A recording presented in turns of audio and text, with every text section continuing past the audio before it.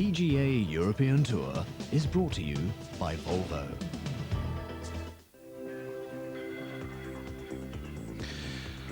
Welcome to the traditional moving and shaking round. That's round 3, of course, here at Valderrama in the Costa del Sol in Spain, the 9th Volvo Masters, and it's a different day today. It's cooler, the breeze has got up, it's a Levante wind, that means it's from the east, and very common at this time of the year.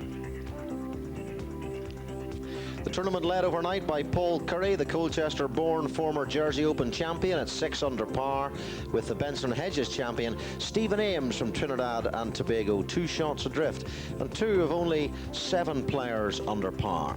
But some pretty impressive names on that leaderboard. Bernhard Langer coming back well with a 69. Padraig Harrington, the Spanish Open champion there too, and Frank Nobilo, who's performed so well in the major championships. Mark McNulty, winner at the beginning of the season in Europe. Andrew Olcorn, so close to victory in the Irish Open. A Spaniard, Sunison, but it's Ames and Curry ahead.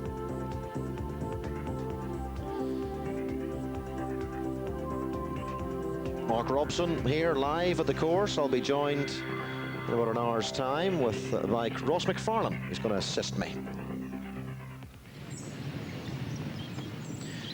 And welcome to live coverage, and that's a rear view of Carl Sunison, Spaniard,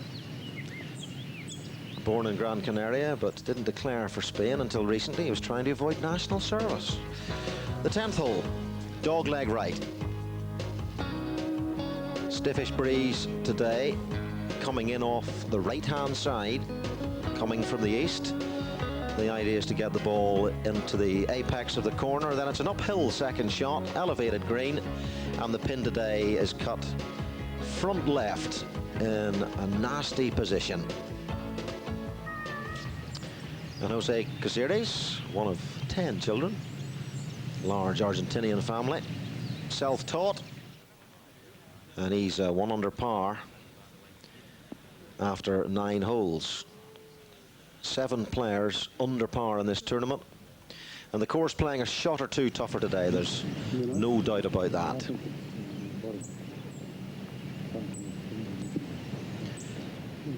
Sunison, he dropped a shot at the first hole, but since then it's been all pars, rounds of 71 and 69.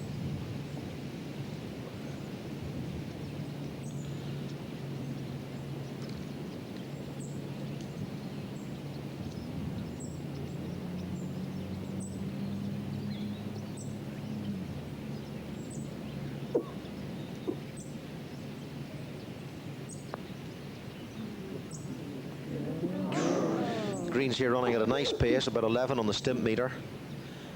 Not frighteningly fast, unless you get above the hole. A lot of slopes on these greens.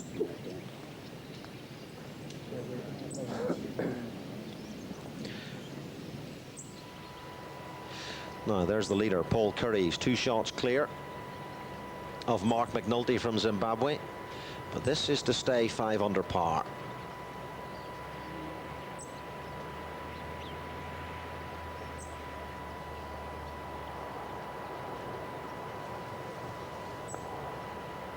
Well done, Paul. Yeah, good putt. He's holed out well. Missed a short putt yesterday at 17, but that was the only time on TV we saw him miss any putts of any significance. He is a good putter, known as a good putter, and he's putted well this week. You have to putt well to do well around Valderrama. It's a real precision golf course from tee to green and when you get there.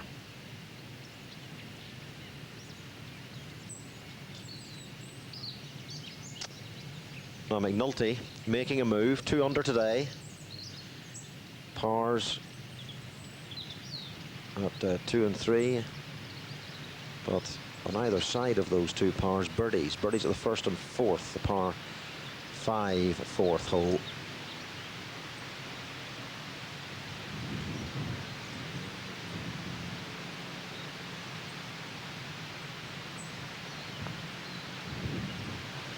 Nice stroke, nice pace on the putt too. Last couple of rolls taking the ball in, and he remains 2 shots behind Paul Curry.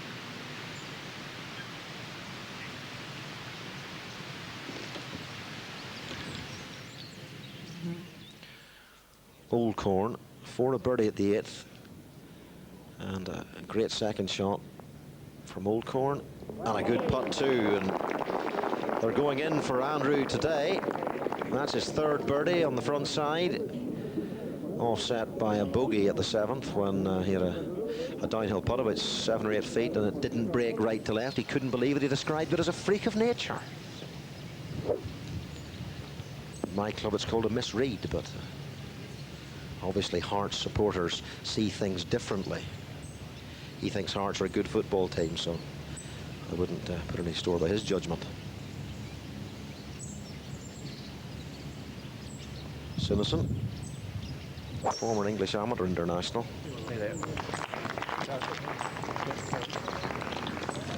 This course 6,819 yards long, par 71.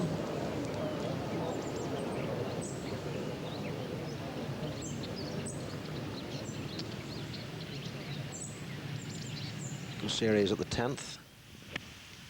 Ball from there, probably a little bit below his feet. That's a very good second shot. That's it. That's where he wants to be on this green, giving himself an uphill putt.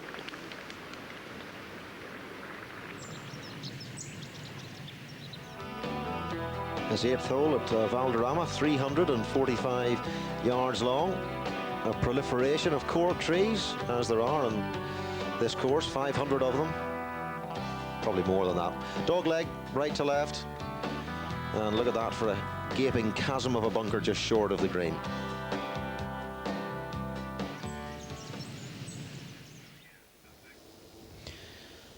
So Curry on the tee of the 8th and positional tee shot here.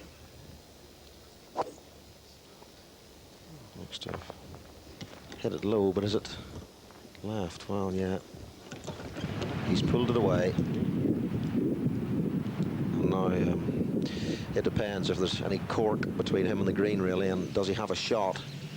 Stephen Ames, to let you know his horrors today, well, he had a 7 at the 4th and a 6 at the 5th, and he's gone from 4 under to 1 over par, playing with Paul Curry, and Curry has held on admirably well so far, and is level par for his round today, and still 1 shot clear of Andy Old Corn now after that birdie at the 8th. Old Corn, one of the main movers. 3 birdies in the front 9, 1 bogey, 2 under today. Live action after these. Yeah, welcome back to Valderrama. 3rd round of the Volvo Masters. Paul Curry in the trees at the 8th hole. He's clattered into one of those cork branches. Cork may be soft when it's in a wine bottle, but not when it's still part of the tree. And that famous old Irishman encountered there, Rick O'Shea.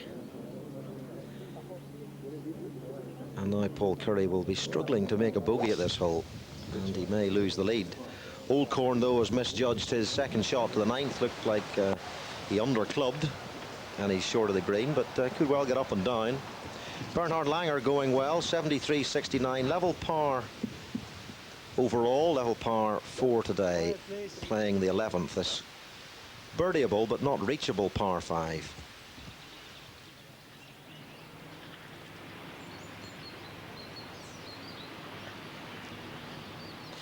Twelfth hole. Paul McGinley yesterday reckoned that it was the toughest hole on the course. He was with me for the first hour of commentary yesterday. The Irishman, by the way, took 8 today at the 17th, and we'll be seeing a lot of high numbers, I think, at 17 today. Good putt by Westwood, excellent save. And the wind is actually behind at 17, which in itself is causing its own problems, but maybe get Ross McFarlane to comment on that when he joins me a little bit later on.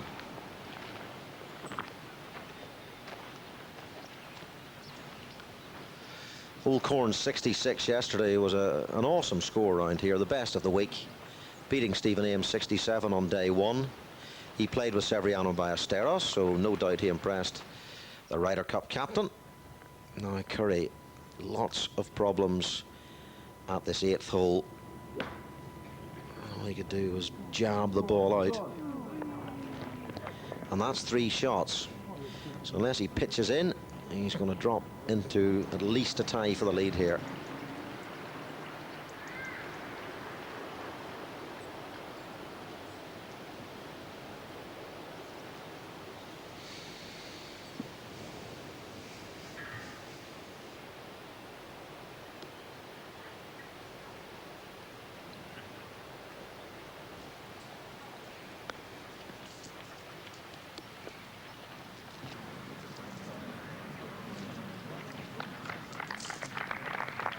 Well, that ball certainly did run out, as they say. Ran out a bit too much. McNulty at the 10th hole. Oh, what a great shot by McNulty. Ooh, well, what a shot. And McNulty playing very well today. 2 under par for his round, and well, that's the closest that I have seen at the 10th all day, and I was standing at the back of the green for quite a while. 2 great shots in there.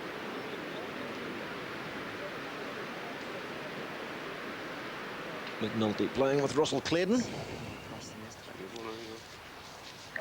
Gary Orr, the Scot, on the 12th tee.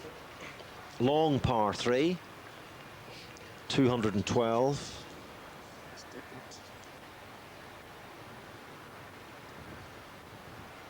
Oh, Gary. Still in the bank. Still sorry. Gary Orr playing with Greg Turner now. Paul Curry, his 4th shot. There's still a lot of work to do at this par 4. Yeah, not a great bunker shot either, and a double bogey. He's staring down the barrel of a double bogey here. You can probably hear that the wind is whipping up here at Valderrama. The wind blows, they reckon, about 300 days a year. The last 2 have been 2 of the other 65. It's been quite still. There's a cracking tee shot. Again, a difficult pin position. Pin front, elevated putting surface. Although you're heading down to the green from the tee. Old Corn for his par at the 9th. To get himself out in 2 under.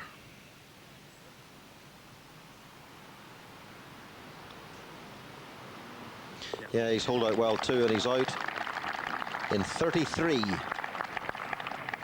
which represents excellent golf. But every hole in this course a potential nightmare.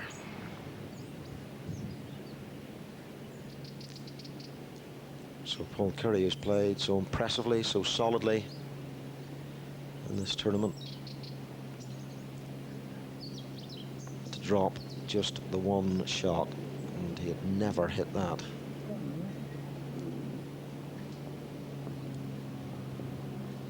And that's not stone dead either.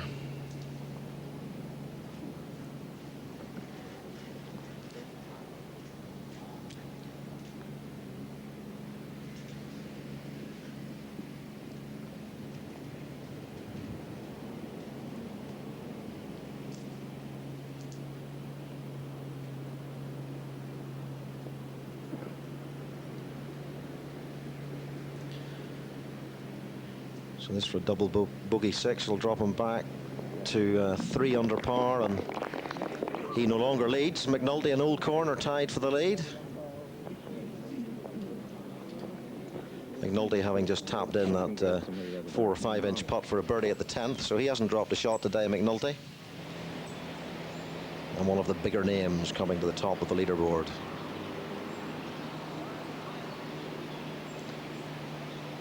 Radar Riley, a man who likes tough golf courses, he says. Doesn't like courses where 22, 23 under par wins. He likes to battle against the tigers of the golfing world.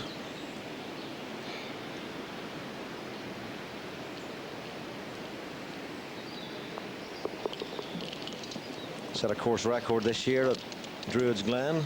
Very difficult golf course designed by Pat Ruddy and Tom Craddock. And of course won his Scottish Open at Carnoustie, and no tougher links course that I can think of.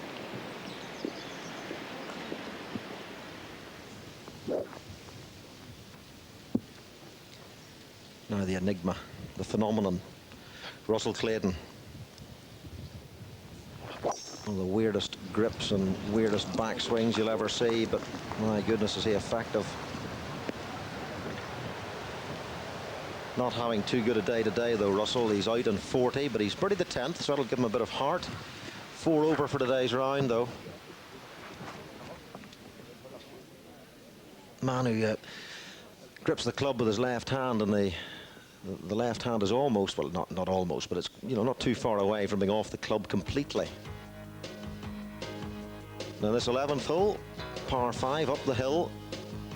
Plenty of sand down the right-hand side, and lots of attractive shrubbery up the left, but only attractive if you're on the fairway looking across at it, not hitting from it. Colin Montgomery was in it a couple of days ago. And then there's a narrow pipe landing area for the second shot. And usually then it's a sort of 60, 70 yard pitch into a narrow green, a long green, but a narrow green. And again, another beautifully designed golf hole.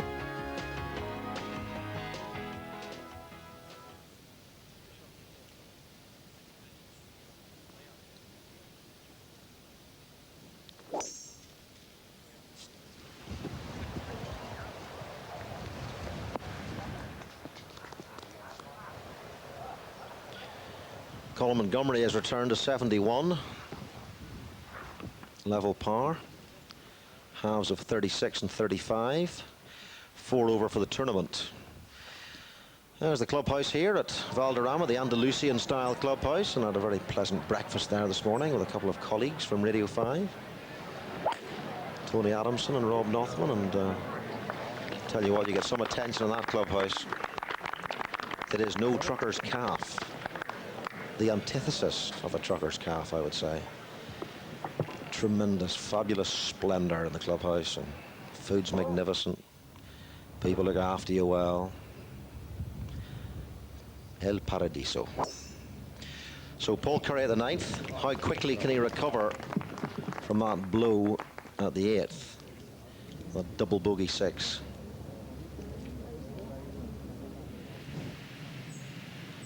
Puts him 2 over for the day.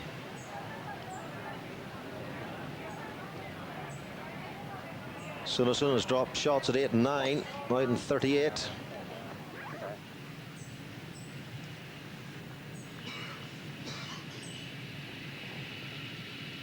And he's now not too bad a position there left side. David Carter earlier on had a big hook off the tee, and he was on the 18th fairway.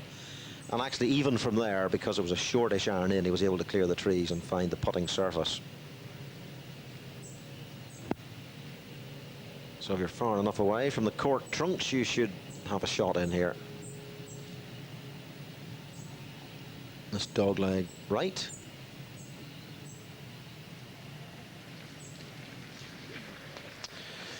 And now there are only 4 players under par. 7 under when they started today.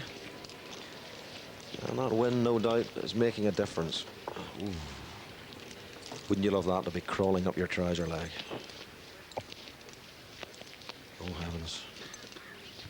Is that as big as that? It looks like the size of a rabbit.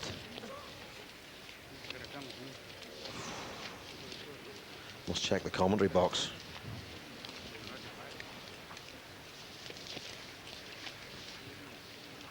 Quick, Mark, quick, hit it quick. It's creeping up behind you.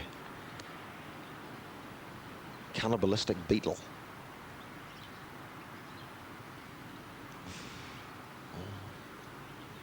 Here it comes, here it comes. Now just walk after it, Mark. It's a good shot from McNulty. Very straight player, very consistent. Doesn't usually, certainly when he's playing well, doesn't make many mistakes. Very, very professional player. So as you can see, as I was saying earlier on, he's got a nice little shot in there, 50, 60 yards.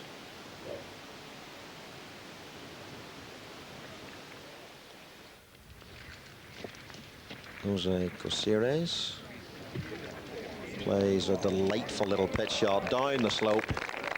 Stone dead.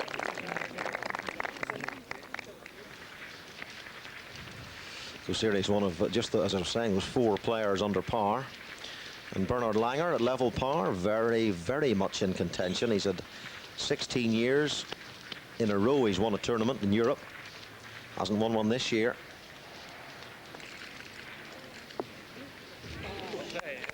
And he got quite a bit of stop on that, considering that he was coming from the bushy rough here.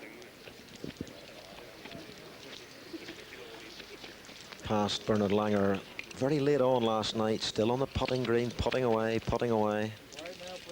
trying to find something. Little aerial view there of the 10th hole.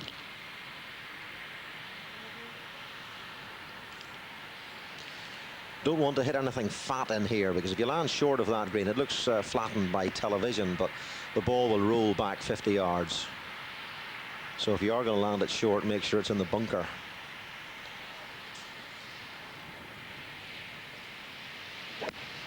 Old Corn from perfect spot in the middle of the fairway. And it's a cracking second shot into this 10th hole.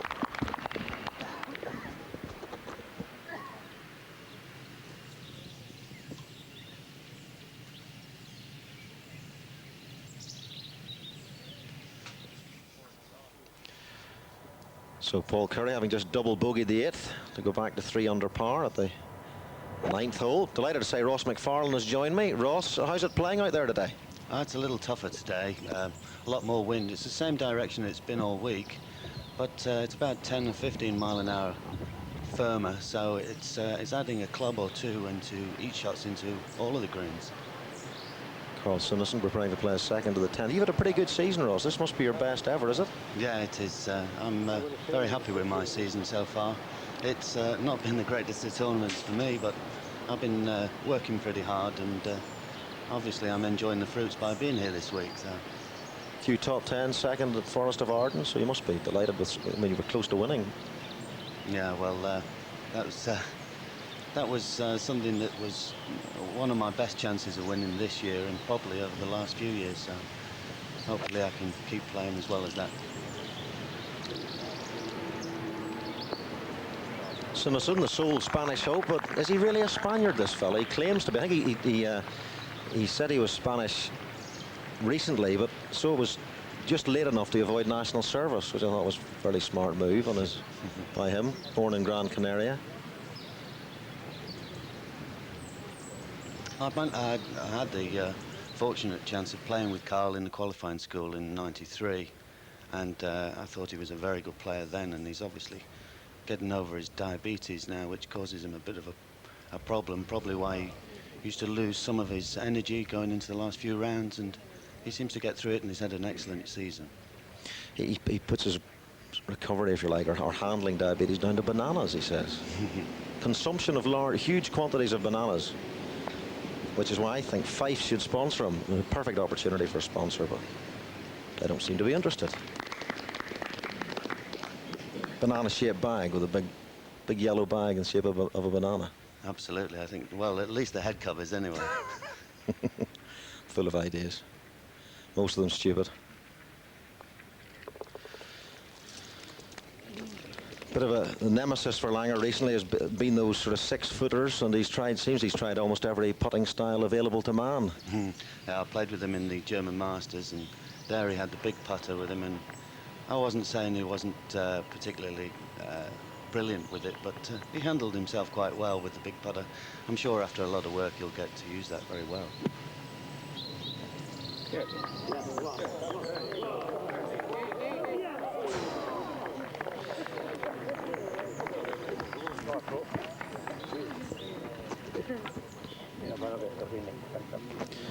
So Paul Curry is enduring a little sticky patch in the middle of his round. Just 4 players under par now, and Mark McNulty and Andrew Oldcorn tied on 4 under. And McNulty is putting together a very McNulty-esque round with 3 birdies and no bogeys. And Andrew Oldcorn continuing where he left off yesterday. He had no bogeys yesterday, and his first of today came at the 7th, so that's quite a run on this course to get through 24, 25 holes without dropping a shot. I would imagine, Ross, is it? That's more than that's probably the best achievement you can have around here. I played with Per Ulrich Johansson this morning, had 15 straight birdies, and then unfortunately for him finished with 3 bogeys. 15 straight birdies? Well, it sounded like birdies, but they were pars. They're birdies to me.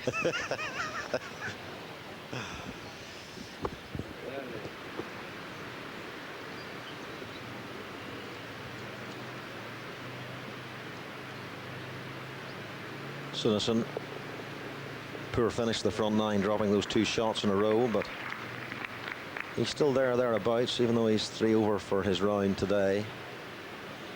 And the very fact that there are only 4 players under par, Ross, shows just how tough this course is.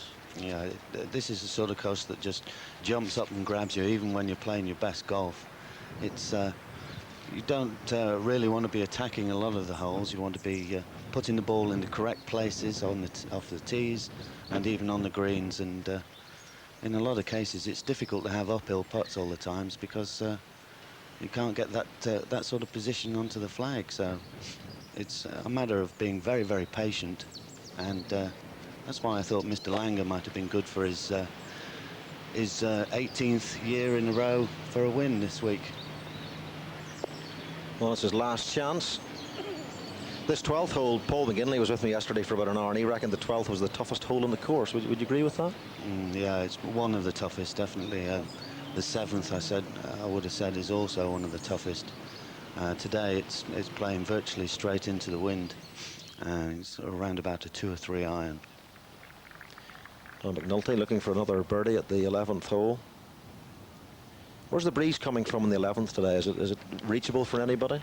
No, I think even sort of the likes of Wayne Westner or even somebody like Thomas Bjorn wouldn't be able to get there today. It's 2 mighty blows up the hill. There's the wind speed, 16 kilometers an hour. It was, well, very light zephyr-like winds the first couple of days. Coming from the east, it is the Levante wind, which comes from the desert. Brings apparently humid conditions, and it was the cause of the fog in the first morning. It delayed play for a while. One of the ironies of the week, I thought, Ross, was that Robert Allenby couldn't hit his opening tee shot because they couldn't see the first green. Well, I'm sure he could. I think that's a bad right. So there was plenty of chuckling when that was announced, I can tell you, the first tee. 200 people clamoring around the first tee to see a fella hitting a 3-wood 30 yards. I think there was probably 199 press people and one spectator. Oh, there was a couple of marshals there as well. Usual media circus, the scrummage.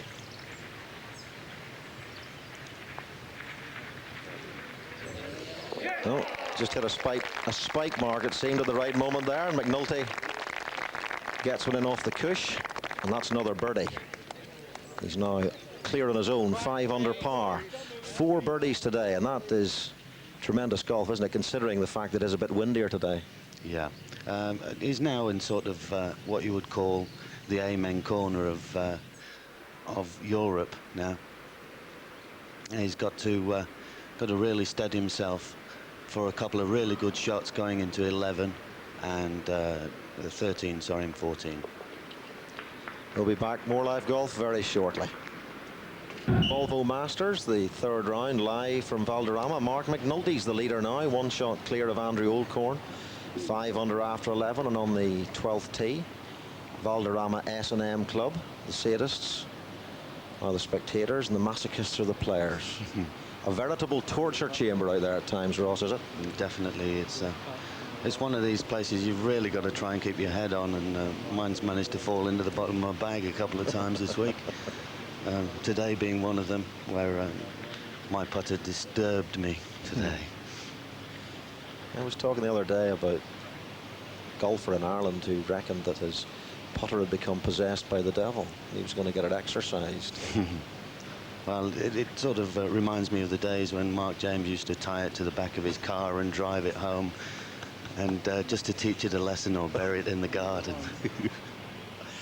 I reckon if a priest would specialise in exercising putters, he could make a lot of money. Definitely on our tour, and even more so this week. So you've got a physio's truck, haven't you? And you've got the Mizuno van, and why not an exercising priest van? That's a good thought, actually. Yeah, maybe develop that. Must speak to Ken Schofield later.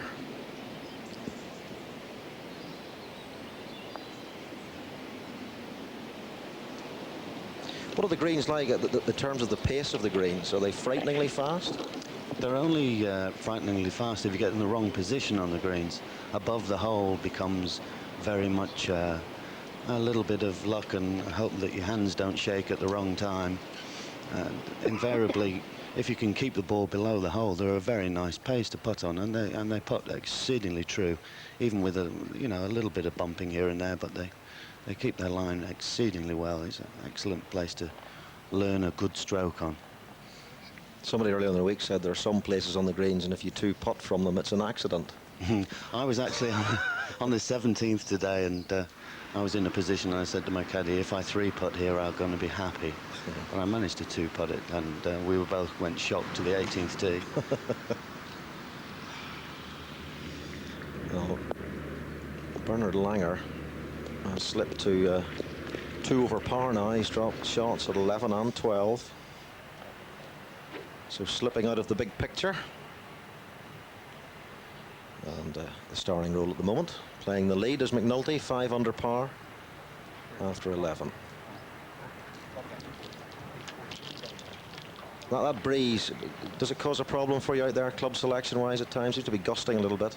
In particular, when you're standing up 11th green, 12th tee, you're at the highest point, really, of the golf course, and you're catching the full aspect of the zephyrs and all the winds.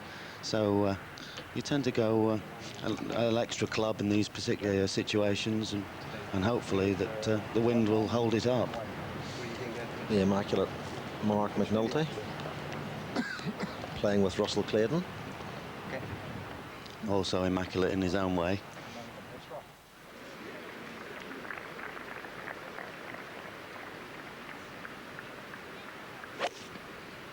Now Curry at the 10th. Uphill putt, is it from there, Ross? Absolutely, just a very slight bit from the right-hand side, and maybe right centre at the most, so he's got a very good chance of making birdie and maybe getting back on track after a couple of silly mistakes in the end of his front 9. Should phone Norris McWhirter at the Guinness Book of Records. That could be the biggest apple in history. The thing he's eating there was like a melon. It's the sunshine here. Now McNulty having at last decided on a club. And it's a pretty good shot. Difficult target to hit this, is it? It's sort of set down in the cork trees, and you're hoping that when you hit a really good shot, you can get it close to the flag, but not easily the case. You're watching Lee Westwood live action from the 3rd round of the Volvo Masters at Valderrama, and Westwood is very much in the frame now, just 4 shots behind the leader, Mark McNulty. Paul Curry has dropped away a little bit. There he is. He's 3 under par for the tournament, 2 over today.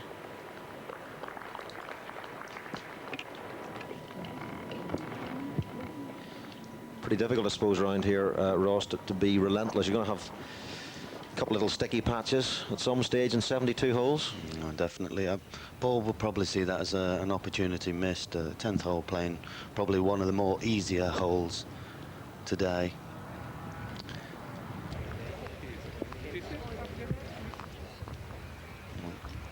11th hole is playing very difficult when it comes to hitting your second shot, your layup shot, where the cross bunkers really come into play, and then you're left with a green just set up high on the hill and just this small flag fluttering away, and you can't imagine there's any green around the hole, so you've just got to hope for the best. And Andrew had a little bit of difficulty. Poor guy's a Hearts supporter, I believe. No, well, he did have a problem last week when he pitched up in a Rangers kit to play in Bordeaux last week, with which he ran away quickly into one of the vans and changed clothes.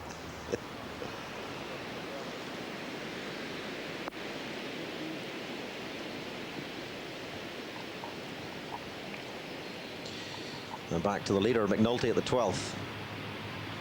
For a birdie. Good result here at 2.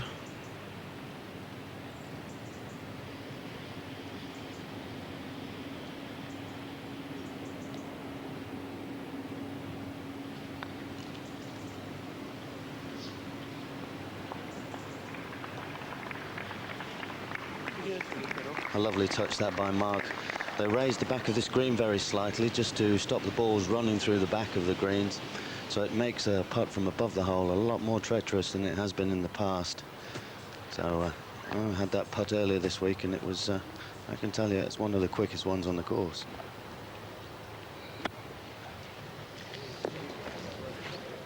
How difficult is it around the greens in the, not the fringe, but just beyond the fringe where Old Corn was there? It looks quite bushy, the grass. Well, I think the main difficulty is with the greens being such a good and clean surface where the ball rolls so true.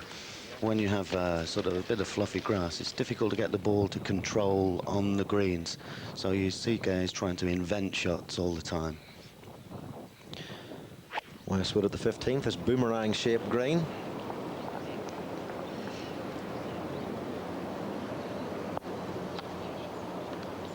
Pin doesn't look to be in too bad a spot today at 15. And it's actually probably the flattest part of the green. It's just on the right centre of the front third of the green. And it's a fairly flat spot. I managed to get it quite close myself and 2 putts, so that's good for me.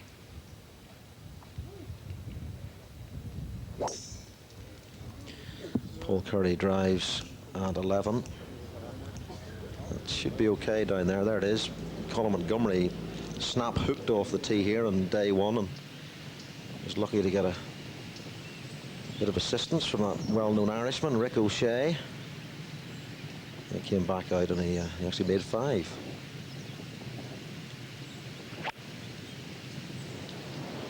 Is it what, 2-iron in there today? Yes, it's a good 2-iron, 218 yards to the flag today.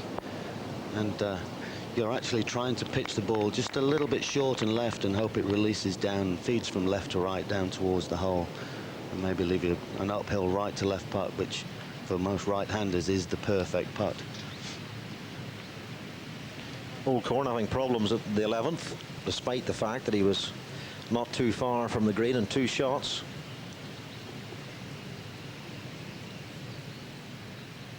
Can we stand and be quiet, please?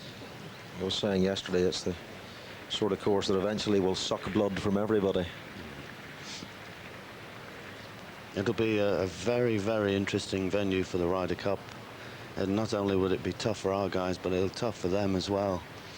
And not having played here, David Frost will maybe go back and tell all the other guys, look, take your straight clubs with you. Don't be trying to find your game coming to the Ryder Cup.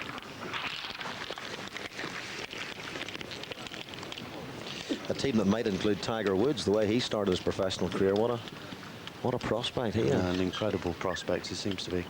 I had the fortune to play with him in Asia a few years back with Fred Couples in a practice round, and he was only sort of 17 years of age, and I thought what a wonderful talent then, and obviously he's shown it with 2 wins already in his 7 tournaments, and also playing this week in their Volvo Masters of the year, their tour championship.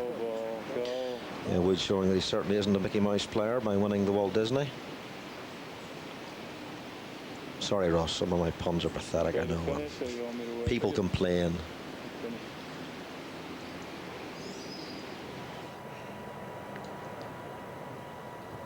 Curry at the 11th. Tugged his tee shot a bit.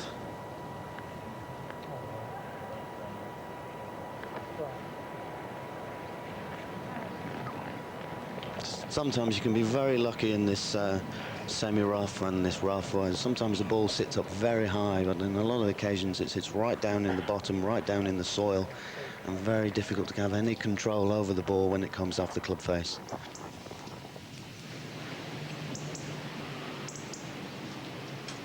Jose Cosieres at 13. Is this another one of the holes where a positional tee shot is the key? Oh, very much so. The trees really encroach on the fairway, and your second shot's A lot of people you see hitting 3 woods and maybe 1 irons off the tee to give them a chance to hit it over the trees. But I think now with the wind more into you on this hole, you'll find they'll be hitting drivers as far down as they can. Andrew Oldcorn dropping a shot. At the 11th hole, he goes back to 3 under par, but still 1 under today. And continuing the fine form he showed yesterday. So McNulty suddenly has a 2-shot lead.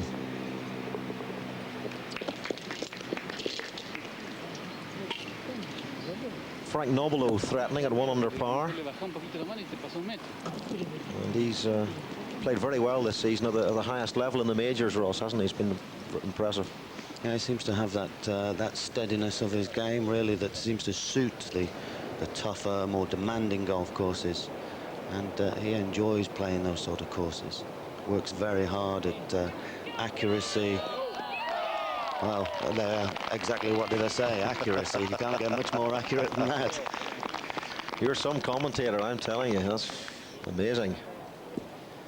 Mystic Meg McFarlane here. Septic Peg, I think, is closest to it. So Novelo goes to 2 under par. And 3 shots now behind the leader. It's Mark McNulty of Zimbabwe. McNobelo's on the 16th tee in the 3rd round of the Volvo Masters, having just chipped in at 15 for a 2. Cannily following the instructions of Ross McFarlane, who's joined me in the commentary box, enjoying his best ever season on the European Tour. Is it 4 top 10s this year? Yes, yeah, I think it's 4. It feels like a lot more than that. That's a perfect position for Frank there. With this hole playing a little bit downwind, it's a little less daunting from the tee. You can get it right down there, only hitting sort of 9-iron wedge into this hole today. With the pin cut front left, it makes it quite difficult. You talk us through the 13th. You were talking about position off the tee here. Yeah, the 13th tee, it winds slowly around to the left and then back again to the right-hand side with the green raised up. Your perfect tee shot really is to hit it down the left-hand side where the camber of the fairway, which runs left to right, gets it into about this spot here. From there, you're left with about a 9 or 8 iron into a nicely well-shaped green, which no bunkers, you may notice, and the ball can run off all angles of the screen like an upturned saucer. And as we can see, Mark McNulty in the perfect position with what looks like around about a 7 iron. The immaculate McNulty, they say that he would walk in if the crease dropped out of his trousers.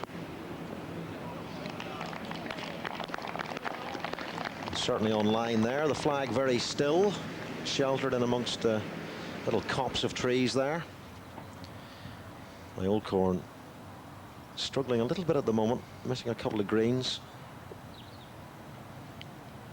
A real test of his short game.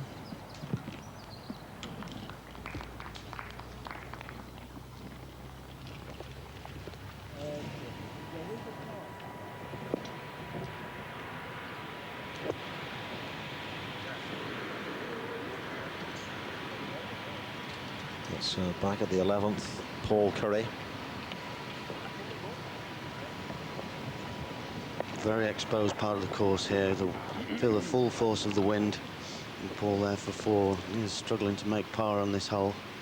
He'll want to try and steady himself up with a couple of good solid pars and maybe throw a birdie or 2 in and towards the end, which will get him in good shape for tomorrow. Jose Gosiri is one of this select band of players under par. It's into 14. Big ridge along the green there, as you can see. Looks like someone's pushed a big roll of Axminster underneath the putting surface. And a little bit like one of those holes you see on those silly calendars, the 14th, a big climb to the green. Yes, there's a bit of a cardiac arrest type of movement from there. You go from the lowest point of the course up to virtually the highest point in 2 or 3 holes. That's where you've got to, for those of you who smoke, stay off the cigarettes and make sure that you wait till you get to the top of the hill before you light up. It's a good looking putt. Ooh. ball just scampering on a bit for Stephen Ames, who after a nightmare start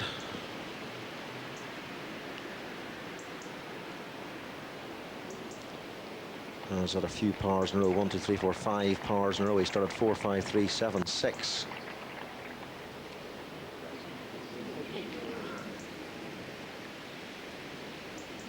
It's going to be a par for McNulty at 13, maintaining that 2-shot lead over Andy Oldcorn and Paul Curry. But those two players both struggling to par the holes they are currently playing on. In Curry's case, that's the par 5 11th.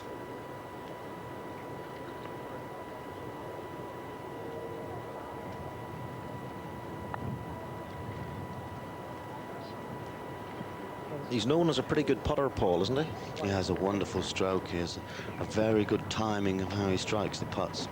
And it's not usually that part of his game that ever lets him down. He works very diligently on the putting green. And Andrew Oldcorn as well has a nice touch, a little more wristy and a bit more of the old style of putter. But watch him, I bet he flicks this one in. Well, maybe now and again you get something wrong. Is there a loudspeaker near that green that's carrying Eurosport commentary, I wonder? He played tremendously well at Druids Glen, didn't he? It must have been a bit of a blow for him in the end not to win it, considering how he had played at the head of the field on the final day. Yeah, and coming to the last hole, he knew that he couldn't really reach the green, which was dangerous in 2 shots, so he laid up and he took humble pie, and he knew that he made 5, he can at least get a playoff, and he must have been, it must have hit him really hard when he unfortunately 3-putted from a layoff position. Now McNulty, 2 clear of Curry.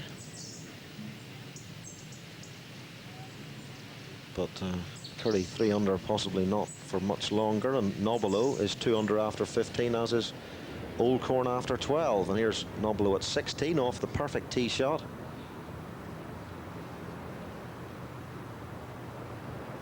As you can see there, Mark, he's got a very short club, very lofted, maybe a 9 or even a wedge. With a front left pin here, and it's quite a slope from right to left, so he'll be wanting to pitch this just right of the flag and let it feed down. Probably just couldn't get any spin out of the semi-rough there, and the ball just flew that 5 yards further. He's left himself with a half a chance of a birdie. Nice touch there from Cosires, one of 10 children.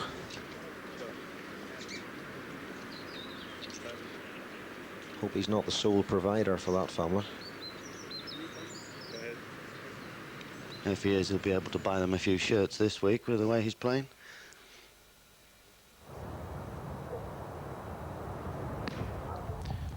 Lee Westwood, 1 under par. And giving himself an excellent opportunity here to move within 3 of the lead.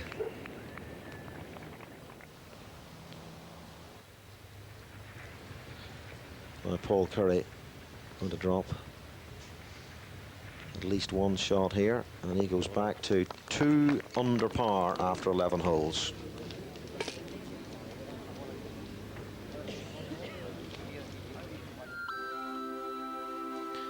McNulty now has a 3-shot lead. How things can change at Valderrama. Frank Nobilo, Andrew Oldcorn, and Paul Curry at 2 under par. Westwood and Cosires 1 under, and those are the only players to get below par in this course so far. But Riley and Gary Orr at level. Stephen Ames has had a bit of a disaster today. He's gone back to 1 over par. Sam Torrance returned to 68 earlier in the day. Puts him within sniffing distance of a big check. And there's Monty, winner of the Order of Merit 4 years in a row, 4 over par. Bill Ferguson says it's not a technical problem, makes him hook the ball off the tee at the moment. It's tiredness. Do you think he's... I know they're having a sort of a trial separation, I think, Monty and Bill Ferguson. Well, I mean, a couple of us, you have to say that Bill's obviously been working very well this year. the number 1, Colin Montgomery, and also number 9, Paul Broadhurst, in the Order of Merit. I've been really performing well this year. Paul in particular, in the last few weeks, has been playing some excellent golf.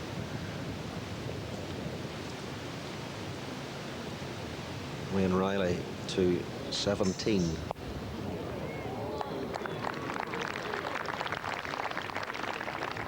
Well, that has actually probably left him the easiest putt on the 17th. It's just a little bit uphill, a tiny bit from left to right, and he'll have a good chance of 2 putting from there. You never know, maybe he'll 1 putt. It's quite a treacherous pin, this one today. Yeah, I'm glad I've reached 17. I want to talk about this at some length, the pin position. Placed there by that disciple of the Marquis de Sade, Guy Hunt, the former Ryder Cup player. Now, Harrington also going for it. A good shot from Harrington. Yes, Guy Hunt, I saw him selecting that pin position yesterday for today's round, and when he found it, he had a little smile on his face that reminded me of Hannibal Lecter in Silence of the Lambs. Yes, it's a very cruel spot today. It'll take no prisoners, that particular hole. Plenty of chance to talk about the 17th later on, but here's Paul Curry, having dropped a shot at 11. And there's the treacherous 12th ahead of him now as well. And he's found the bunker short. How tough a shot does he have out of there? Hopefully, if he's got a good lie, we're coming in with such a long iron, the ball won't be buried in the rough, so he should have a fairly straightforward trap shot from there, with the ball just releasing a little right to left towards the hole. Lee Westwood, on the other hand, here on 16, has probably the easiest putt on the 16th. He's coming virtually straight back up the hill, tiny touch from the left, and I think he'll have a good chance of making birdie here and getting into a tie for second spot with Frank Nobilo and Andrew Alcorn, and also Paul Curry.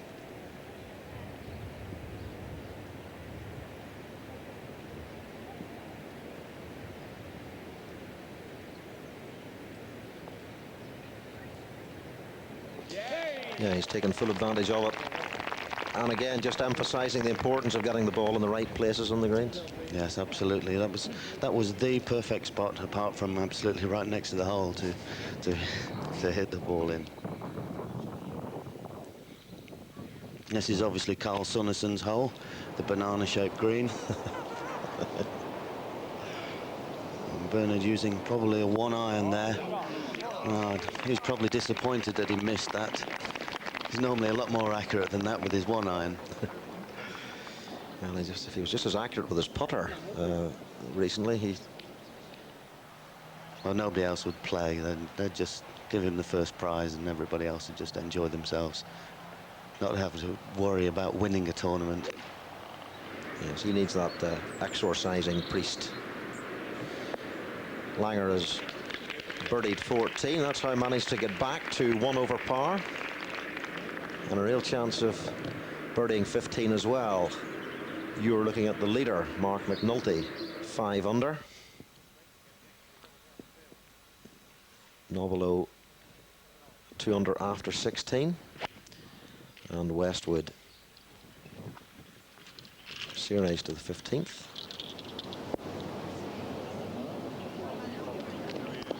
That ball just doing what you were saying. You're trying to pitch the ball to the left of the flag off the tee. Absolutely, yeah.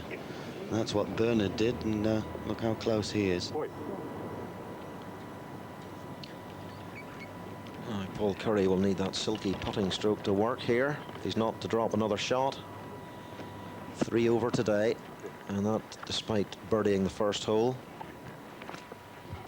Real problems at the 8th, where he pulled his tee shot left and then hit a court tree with a second shot. This is on tape. And that's how Nobilo completed his par at 16.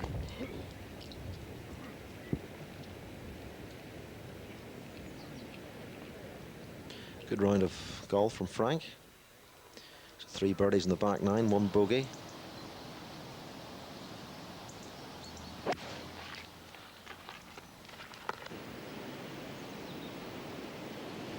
Old Corn to 13. Good shot, 2 good shots in there. And opportunities for birdies for Old Corn and Sunison. Presuming that is Sunison's second shot.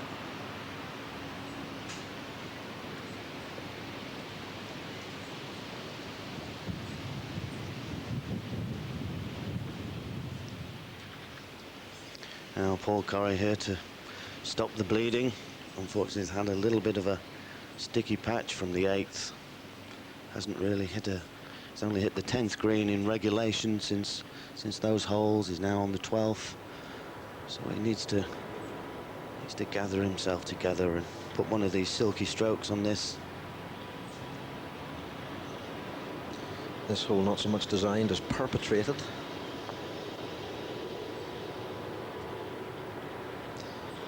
So another shot slips away, sadly, for the former Jersey Open champion. And Curry 4 over today now and goes back to 1 under par, having started with 2 great rounds, 68-69.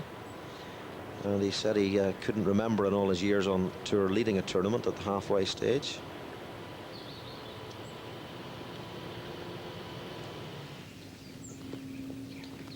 Noble at 17. Breeze behind. Is that little collar of rough in the middle of the fairway reachable today then, Ross? Yeah, it is very much reachable today. If you get the right bounce when it lands up on the top here. It's a little bit unlucky there. Now it depends on the lie. He's got a chance of making the green there, but he might not even be gaining anything by going for the green today. But our leader, Mark McNulty, has left himself with a good chance of getting 4 ahead of the catching group.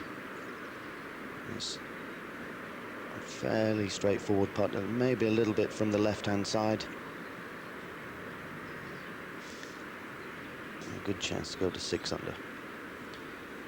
And he celebrated his 43rd birthday yesterday.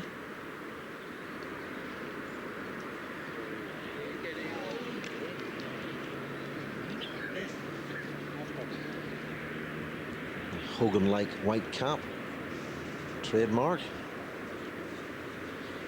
No more birdie there, no more birdies there, and McNulty likely to make par and stay 3 shots clear of 3 men on 2 under.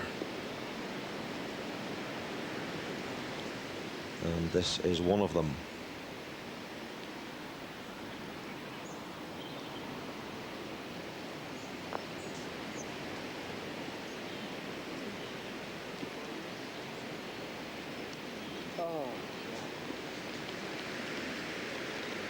You can see the frustration on his face. He's trying to laugh it off, keep himself light-hearted and jovial, because you know, in a lot of cases, you're thinking a hole in those putts, but they get towards the hole, and then it's like somebody's put sticky film all over the top of them, and they just run over the edges, and it's so difficult to judge here.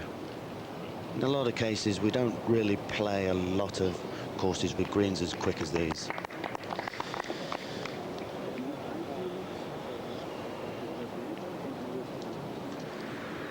You need something like a carpet layer's grip rod on the ball to soften them at times, I think, in these greens. Downhill.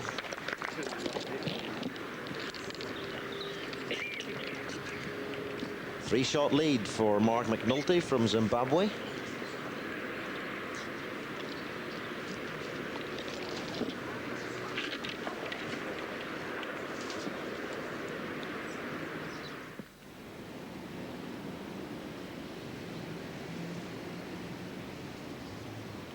So Andrew Alcorn for his par putt on the 13th. That's a lovely stroke, just striking the ball precisely on the line. And that's the only way they go in. You'll see very, very few lip-ins on here. I suppose you haven't seen any this week, have you, Mark? Not very many. Absolutely right. The edges of the holes are so acutely cut that the ball just seems to roll straight over the top of them, making the holes a little bit smaller. Well, that's what I think, anyway. It's a bit like the pockets of the World Snooker Championships. They make them a little bit smaller, I believe, or is it bigger? It's one of the two. Maybe they make the balls a little bit smaller. That's something like that, yeah. Oh, Langer. The putting stroke returns, and it pops for another birdie for Bernhard Langer. Well, he's back to level par where he started. Back-to-back birdies. And a threatening figure. Definitely. He still sees himself as having a chance here. He knows that par is a good score on this golf course, and he knows if he can get into the red before the end of the day, he's in with a very good chance of winning. Holds the course record here, of course, of 62. Obviously a dreadful round of golf that day. He must have missed out the Amen corner. He must have missed a couple of holes out, because I can't see how anyone could shoot 62 around here. Westwood, who hold that outrageous putt in the playoff in the Scandinavian Masters to beat Russell Clayton. And Paul Broadhurst. And Paul Broadhurst, who was eliminated at the first extra hole, wasn't he? Yes, unfortunately, yeah. Well, Lee's probably left himself the perfect layup there. He's probably got around about 90 yards. So that'll just be a nice crisp sandwich from there. Maybe get a little bit of spin and biting. He'll probably have to be taking on this flag. I don't think this is a chance for you to talk about this 17th hole, Mark. Yes, my favourite hole. There was some talk this morning that it mightn't be a bad idea in the Ryder Cup to make this hole the final hole. A bit like the 18th of the Belfry. Because, oh my goodness. Well, good luck to you, Frank, with your next one. Yeah, see, I think he hopes he has it on blue tack or something on his ball when this one comes out. Well, maybe the only chance he has there is that he's coming back into the wind, but he's got a good 15 foot above the surface, and then with the green running directly away from him and towards the agua. Yes, there is that. I mentioned this yesterday. There is the saying that, you know, buried dead elephants on the greens. It looks like they've buried Orca, the killer whale, across the middle of this one, and his wife as well, I think. Moby Dick, maybe. The Loch Ness Monster, possibly. This is a particularly difficult putt. You actually don't see the amount of break on this putt. There's probably around about 6 or 7 foot of break from right to left on this putt, and it's also very, very quick. As you can see, there wasn't too much stroke on that, and it's still gone a good 1.5 feet, 2 feet by. I was lucky enough to hold my putt for a par from that sort of spot, so I know exactly what that putt was like.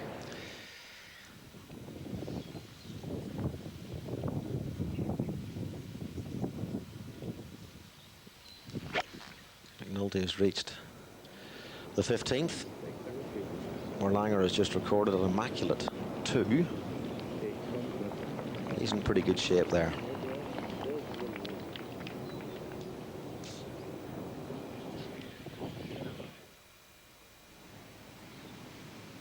Iron off the tee, good ploy here. Oh, very much. In particular, this the fairway slopes violently from right to left, and with the wind behind you, actually don't want to hit the ball too far, because you can see this ball, how quick it's running down the fairway, and it'll still only just stop short of the left-hand fringe there, and you need to get the ball on the fairway to get the ball anywhere near the hole. Very deep bunker, the pin cut on the left. Very deep bunker just to the left of the flag here today. Yeah, as you can see there's, from this point here, there's a steep climb up towards the green, and there's hazardous bunker there. The pin tucked away on the left-hand side just by that big cavernous bunker on the left. And it's quite a slopey green from back to front, and with the grain running from back to front, which makes balls past the hole very, very swift. Oh, Paul Curry. 1 under par, dropping shots at 11 and 12. And seems to have lost his game just a little bit in the last few holes.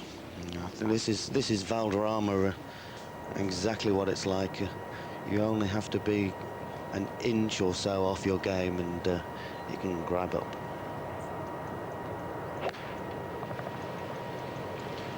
Stephen Ames, who says he's been struggling with his swing all year, even when he won at the Oxfordshire in the Twister.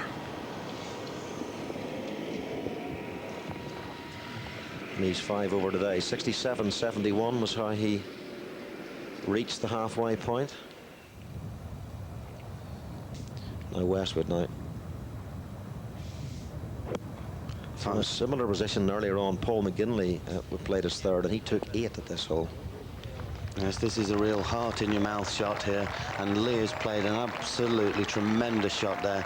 That's probably the only spot, as you can hear from the applause, the only spot you can get the ball close to the flag. That was a wonderful play, leaving himself the perfect shot. I'm sure Mr. Nobler will be thinking that now. Why didn't I do that? Yes, Noble's nobbled over the back at 17. He's a very tough pitch shot.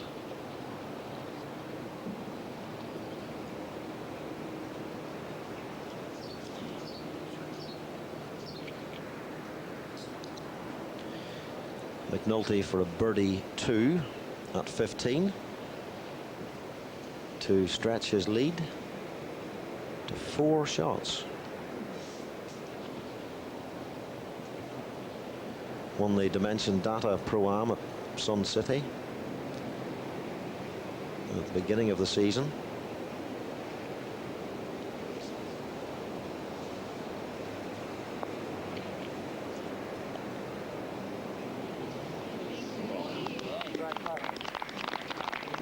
Good effort from Mark there. He had a wonderful touch also in the Dutch Open this year, where he won. He just beat Scott Hoke in a sort of a last hole semi-playoff type situation.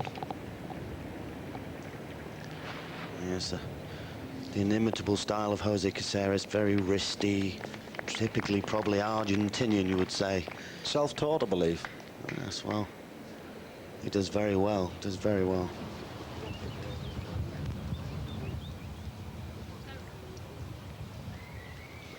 And this is where it's time for down on the knees and signs of the cross and touch your lucky heather, and maybe Frank's probably thinking about trying to land this between the trap and the green in the little swale and hoping it will just pop up onto the top and run down to the hole. Anything a little bit too far and he'll be wandering back down the fairway.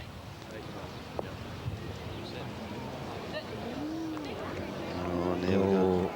And that it might go in the water, this. I mean, this gathers pace. It's cut very, very tight. And just as you said, you predicted the pitch in at 15. You predicted that chip into water at 17.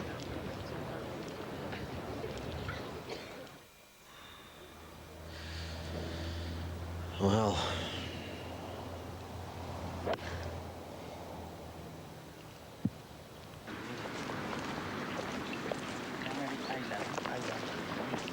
he's got away with that to a certain extent, but he's left again with a treacherous putt over the rise in the middle of the green. Here's Riley. Looks like he's blocked out down the right-hand side, and may have to cut this one 40 or 50 yards around the court trees. That's a magnificent shot from Wayne, because that pin's cut very tight on the left-hand side in the left-hand corner of the green, and he obviously had to start that some 20 or 30 yards left of the target and get it back online.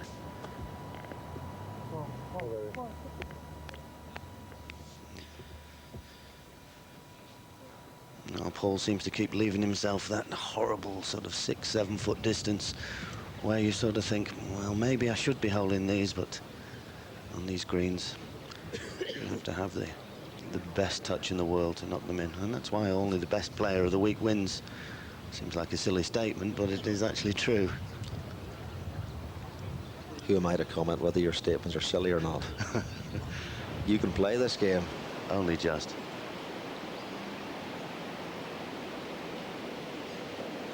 Stephen Ames and holes. Nice par for Stephen. He came up short on his second shot, and just chipping up to 5.5, 6 feet short. Well, this group are feeding off each other a little bit. Both dropped quite a few shots today. And maybe a little birdie or a good hold putt like that last one can maybe get the team going. He's having a bit of a white knuckle ride though, Paul Curry, in the last few holes. Shots slipping away. 5 under he began the day. He went to 6 under at the first hole with a birdie and stayed 6 under until the 5th. And since then he's gone back to 1 under. Double bogey at 8, bogeys 11 and 12. And this to prevent a 3rd bogey in a row, and that's a brave putt. But it's McNulty who leads by 3 shots here at Valderrama. Lee Westwood has just tapped in for a par at the 17th. He missed a good birdie opportunity, having fired in a spectacular 3rd shot to this difficult pin position. Andrew Olcorn also missing a putt, and he's had 3 bogeys on the back 9, 11, 12 and now 14. 1 over today, 1 under for the tournament. This was Frank Nobilo a little earlier on tape, and in she went, and that was for a 6, a bogey at 17, having knocked his 3rd into the water from over the back. But you're absolutely right, Ross, that going for the green, even getting over the water the first time, doesn't necessarily mean you're going to get a birdie or even a par. No, absolutely not. Ian Woosnam shooting a 72 today. He's facing an operation on his back in the close season. May have to fuse a couple of vertebrae. It sounds like a lot of fun.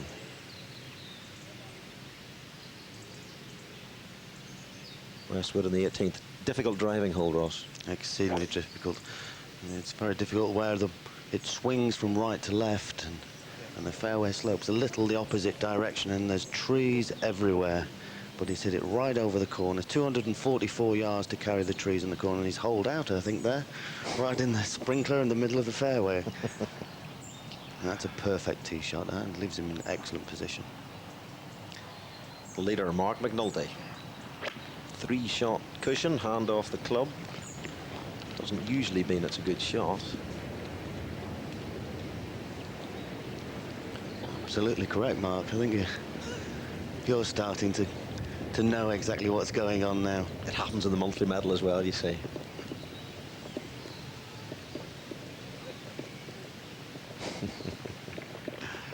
I've watched lots of old tapes.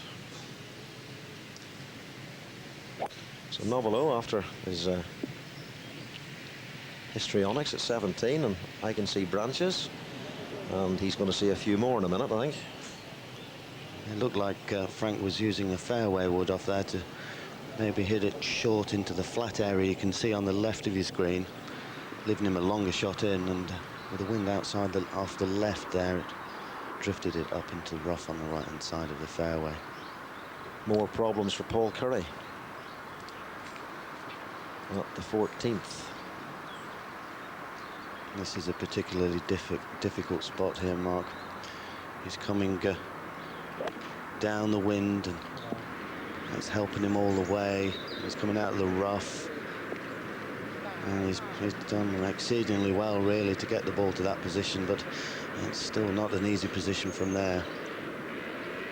And he's probably using around about a 7 or 6 iron from there.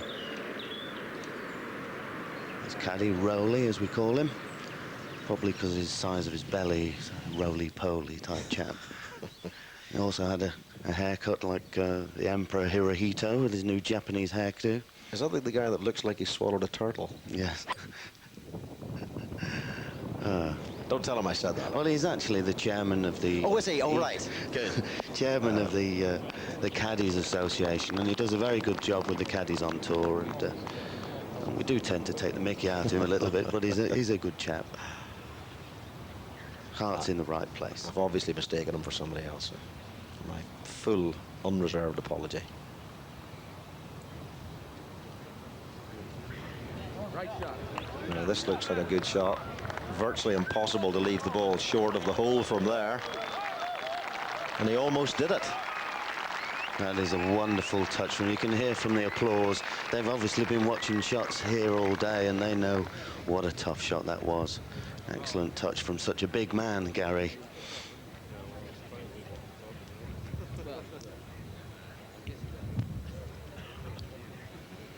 You can hear from all the oohs and ahs and the mumblings in the crowd that they know that was a really good shot. The Ryder Cup standings. The United States side includes the team that won the Dunhill Cup, and Mark Brooks, the US PGA champion, at the top of it. The European side, well, there's a rookie in there, Thomas Bjorn, who won at Loch Lomond, of course, and won the Challenge Tour, and looks like an exceptional player, and some think that he might well make it onto the team. My fellow Ulsterman, Darren Clark, German Masters champion, and his great ambition in life is to make it onto the Ryder Cup team, and he's picking up points relentlessly now. And a couple of Spaniards in there at the moment too, and of course the tournament, the match being held here in Spain at Valderrama next year. Is there a case, do you think, for making the 17th the last hole, so you have a sort of a Belfry type stage? That wouldn't be a bad idea. But I think the 18th poses a really, really good question as well. I think the 7th, a lot of cases that the matches don't go all the way to the 18th, and maybe you want to have that hole as a really crucial hole at the end of a round. You can see the 18th swings round to the left-hand side at the corner and then rises slightly up towards the green, a sort of a light bulb shaped green. And this is the shot that Frank is facing from a good 210 yards, probably, maybe even a little bit more.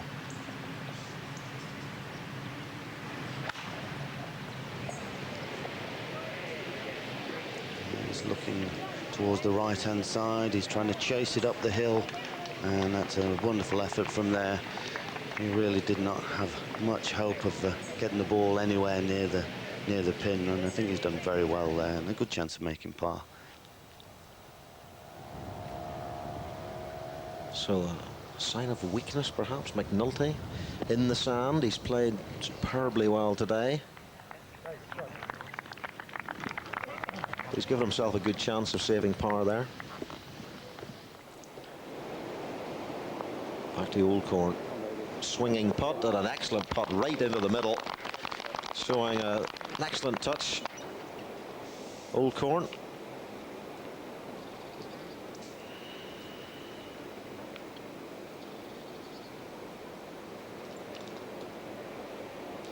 Two under par after 15 holes, and very much in the hunt. Level par today, and a more difficult day than yesterday.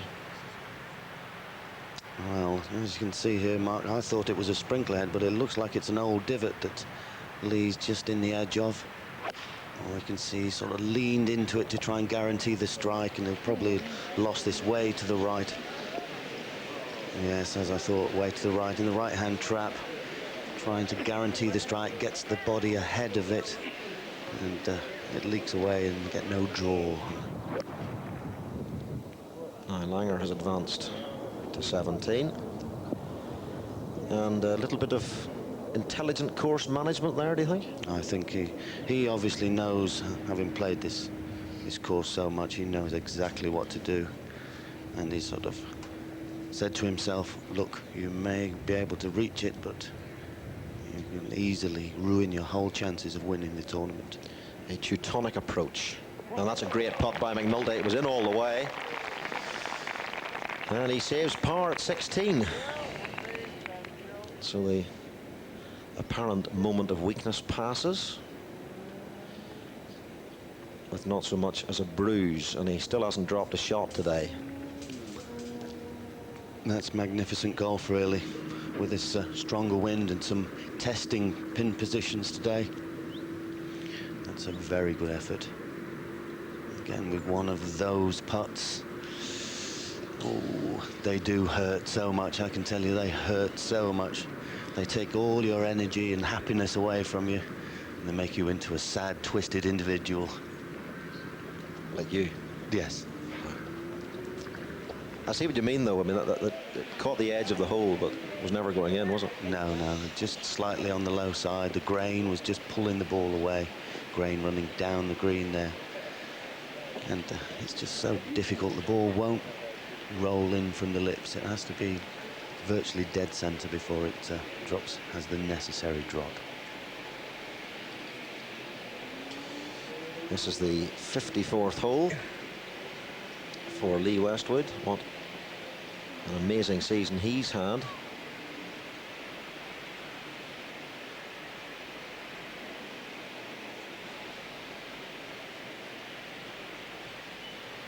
Chunkily built. They used to say that sort of 5'9.5" was the perfect build for golf, and then Seve and Foldo and Norman arrived, and then all of a sudden it became 6 foot plus, and then bigger lads turn up like Thomas Bjorn and Lee Westwood, wonderful talents, and those poor little 5'9.5" are no good anymore, apparently. Yeah, I'm 5'9.5" as well, and perfect build, but as Bill Shankly would say, he only lacks one thing: ability. Stephen Ames is now level par. He's birdied 14. So he's getting himself back on track to a certain extent. He had a miserable start today. Went 7-6 from the fourth at 4 and 5. Treble bogey, bogey. Double bogey, beg your pardon. Oh dear, that was a very un-Langer-like clanger, I think. Langer clanger, yeah. Yes. I think he was obviously trying to get the ball to spin, and I think he just caught it a little heavy, and on this precise grass, you know, it just doesn't travel the distance that you hoped. It's a bit of a shock to the system there. Didn't expect that from Langer. At this 17th hole, really is an exciting hole. Expect big crowds on the banks above the back of the green tomorrow. Amphitheatre it is. That little controversial collar of rough, the helicopter just passing over there, about 300 roughly from the tee. And then if you go for the green, you've got to carry the water. And nasty wee bunkers over the back as well. And where the pin is today, you don't want to be in there. Or where Nobilo was, he managed to find the water from over the back in 2 and had to hold a good putt to make 6. Langer did something similar at the Irish Open at Druids Glen at the 17th there. Well, McNulty's found another, well, I think he just hopped through the bunker there. He may have been lucky, got away with it slightly. 5 under par, 4 under for today's round, which is great golf. Best score of the day is a 68 from Sam Torrance.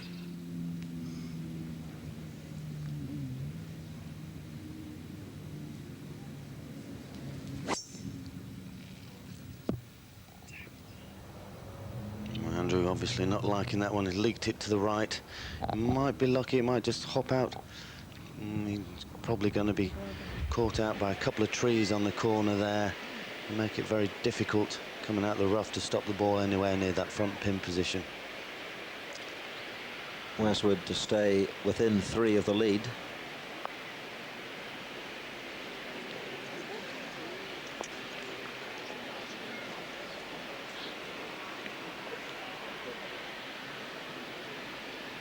Looked like he was probably chasing that par instead of, you know, maybe not thinking. Thought he knew the line and struck it very positively. He's left himself a little bit of work. Needs to fix his collar as well. Oh, we don't know. These young chaps, it's obviously their new fashion, isn't it? One colour up, one colour down. Yes.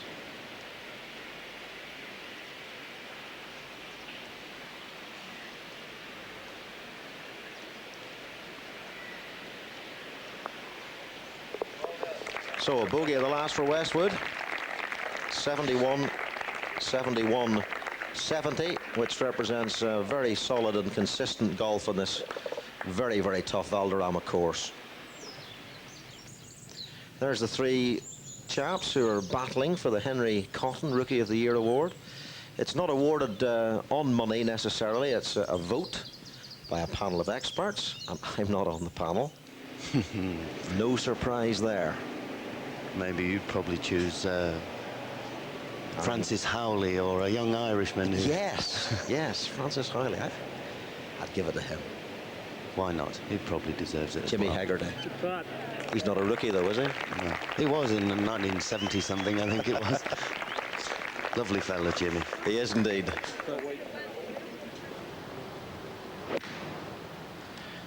Well, Old Corn had a route to the flag, it seemed, from that shot, but hasn't quite taken it.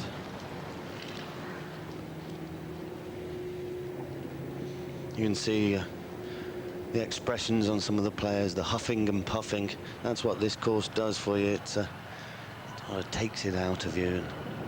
And you see those who are playing well, the sprightly walk.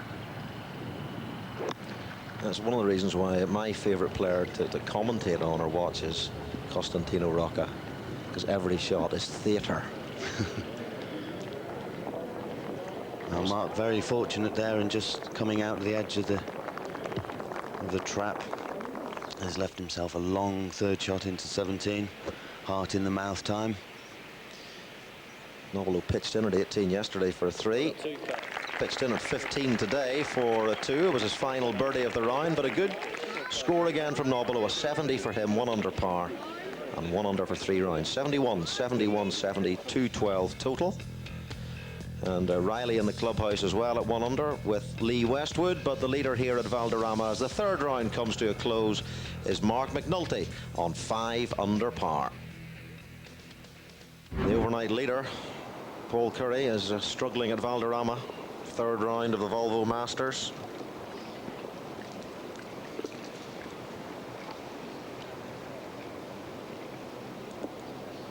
He's now 1 over par. Began 5 under. 6 over today.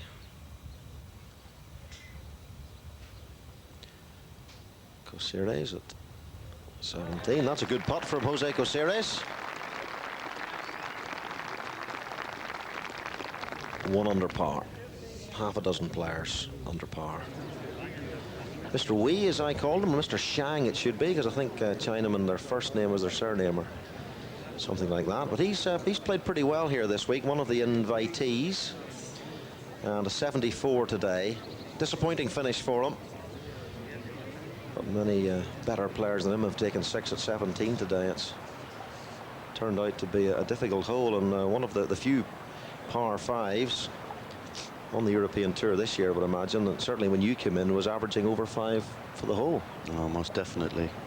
We knew as soon as we saw the pin position that it was going to be very difficult, especially with a strong breeze behind. Mark McNulty with quite a lengthy club here, going into 17. A good 9 iron, maybe even 8 iron. Well, that catches the little slope.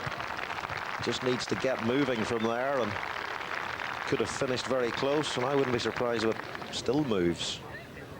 Well, of course, with downwind, doesn't help, but it's quite a steep slope from where he is down to the hole. Yeah, there's a good 1.5 feet, 2 feet down from where his ball is. He only has to really show it the shadow of the putter, and it should run down probably a foot or so past the hole. Needs a putter with a cashmere insert. Definitely. But he has a wonderful touch with the putter. They call him Sparkles. And probably, knowing him, he'll probably slot it in.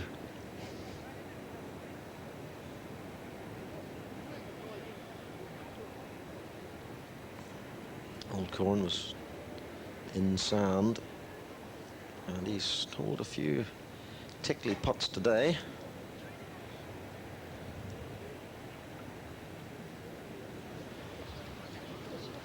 It's Bernard Langer in the 18th, and he took a 7 at 17. You'll have seen him slam dunk his third into the water. And could do no better than 7 from there. And he's way offline off the 18th tee. But it really, It is a ferociously difficult driving hole, isn't it, as you were saying earlier on? Yeah, and made even more difficult today with the wind from left to right and into you. He's up in Nobilo country, and I'm sure if Frank can make a four from that position, I'm sure Bernard can conjure something up. It looks like at the end of play, the way things are going at the moment, Mark McNulty will be the leader. Unless he suffers a horrible fate down the 18th.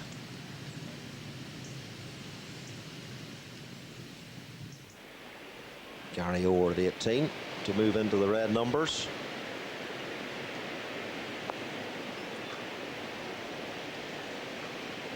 Well, this looks good. This looks very good.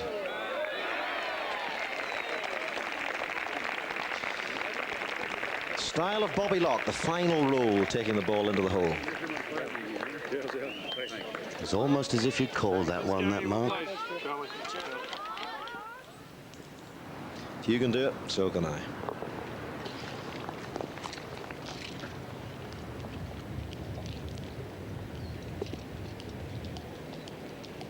I could give the game away by saying that Gary Orr putt was actually on tape and recorded, but I won't. Oh, we'll keep it to ourselves then. So Gary Orr getting in with a 70. 1 under par, back-to-back 70s for Gary.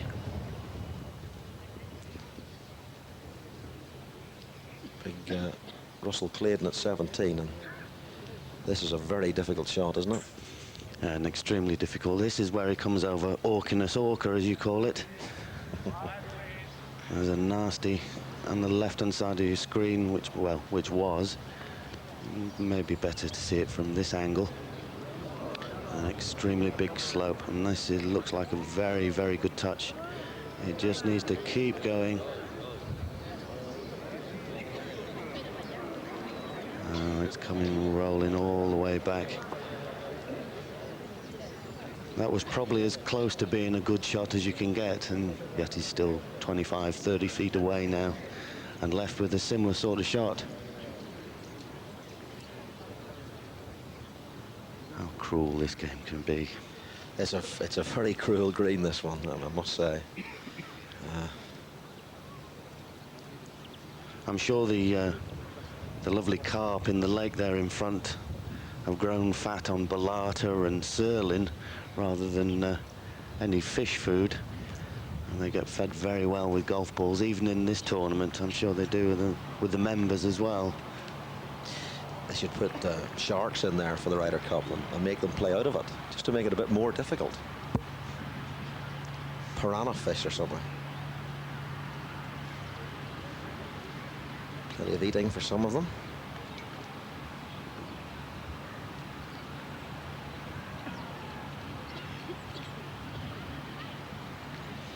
Russell Clayton, strange grip of the club he has. It's very much his own style. It's probably one very difficult to show or to actually teach anybody to have a grip like that, but that's what he's done all his life, and that's what he's best at, and he's a very fine player, very strong, and hits the ball exceedingly long when he wants to, and also has a pretty good touch with the putter, because that is also a very good touch. Was it the Australian Open or Australian Masters that he came close to winning as an amateur? He battled it out with Greg Norman. Yeah, it was the Australian Masters. He finished second, and that sort of springboarded his European Tour career, I suppose. And it's nice to see that Gordon Sherry is qualified to get to the final nightmare, as you would call it, probably, the qualifying school. Played at San Roque and Sotogrande Old, which is just over the road from here. What's it like, the final qualifying? It's probably the worst, or definitely the worst week or so of your life. It's where if you don't qualify, you're in limbo for a year, and you just really do not know what to do. And this man's no need to go to the qualifying school. A good season again for Jose. Nearly won the FMB Players Championship in South Africa, losing to Wayne Westner by 1 shot. Wonderful performance for him there. Luckily beating me. I finished 4th there, Mark. I thought I'd better throw that one in. He's had a few top 10s this season. A very speedy putt down that slope for McNulty, and really hard to stop it unless it hits the middle of the hole.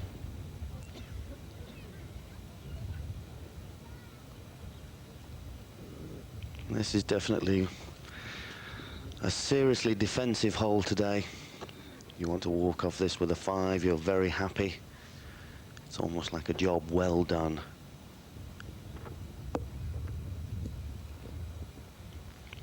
A little bit of right centre here for Mark. Coming slightly back up the hill, but down the wind. You have to steady yourself over these sort of putts. Seen so many of these dribble away if not hit firmly enough. Well, caught the edge, and got enough of the edge to drop in, and that's a par for McNulty.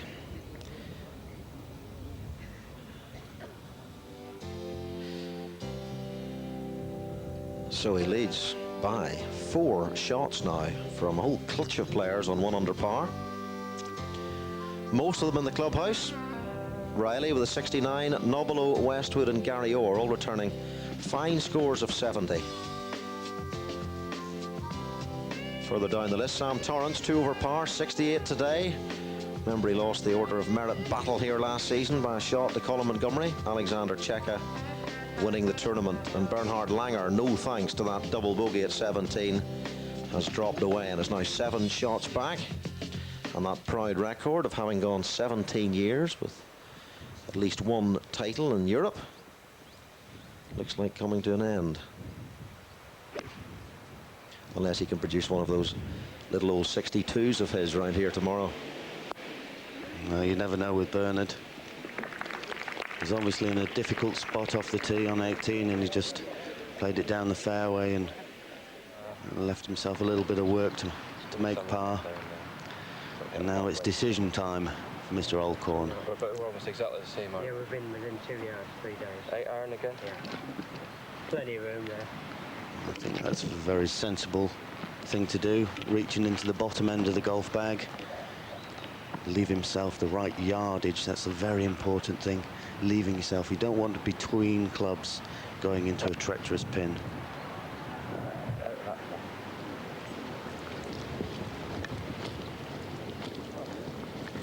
And that's just about perfect, really. Quite close to where Langer had a little mishap, but that should leave him around about 75 yards. Just a nice clip with the sand wedge. Yes, Langer took a divot like a window box there and knocked the ball into the water, and to a nasty 7. McNulty on the 18th tee. Usually a very straight driver of the ball.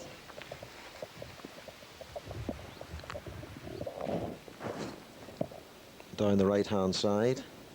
And you can be on the fairway here just about, and still that tree in the right would interfere with your second shot. Well, luckily for Mark there today, with the pin being back left, is he'll be able to have a straight view to that flag. So anything centre or right of centre from on the green, you really have to hit a high cutting shot to get it to stop. Gosires and Langer. Langer with his trusty aide, Peter Coleman, who was in America earlier this year, caddying for Scott Hoke, and Willie Hoffman, caddied for Bernard in Germany. His old coach.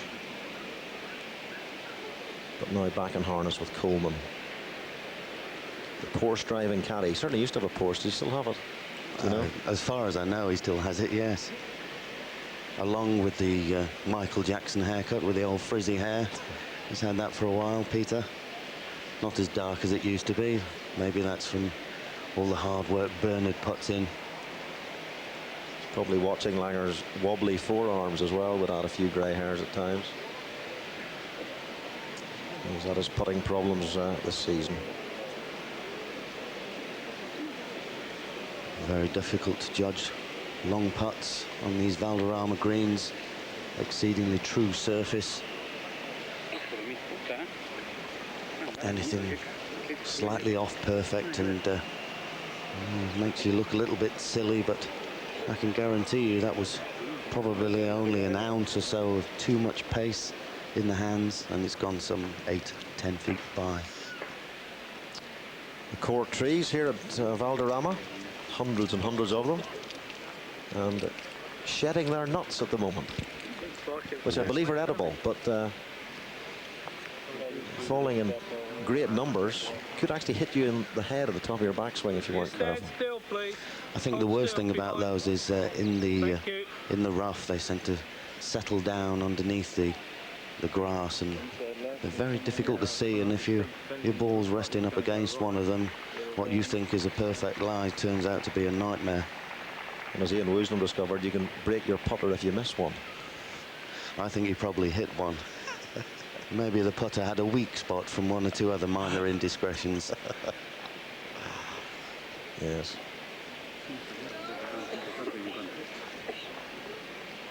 A sad finish for Mr. Langer, dropping shots on the 2 on the 17th, and again on the 18th, another drop shot. Well, that almost takes him out of the equation. He's 8 shots back now.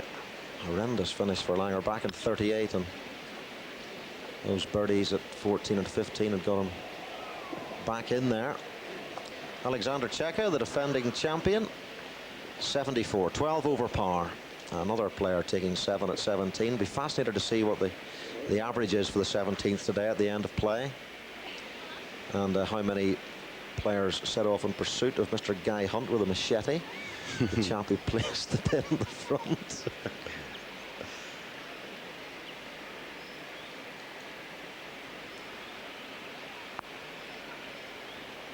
Goes series with an excellent putt, beautiful putt, right into the heart of the hole. And Series returns a 71. He's 1 under par. And quite a few players, 6 players now in second place. Look at that, 18 pars in a row. Looks like someone's whitewashed his card. That's quite a magnificent effort today.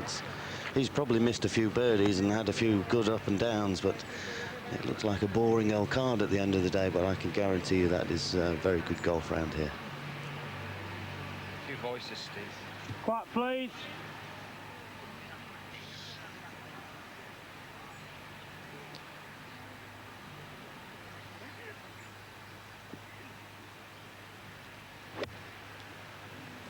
This has to be perfect. It's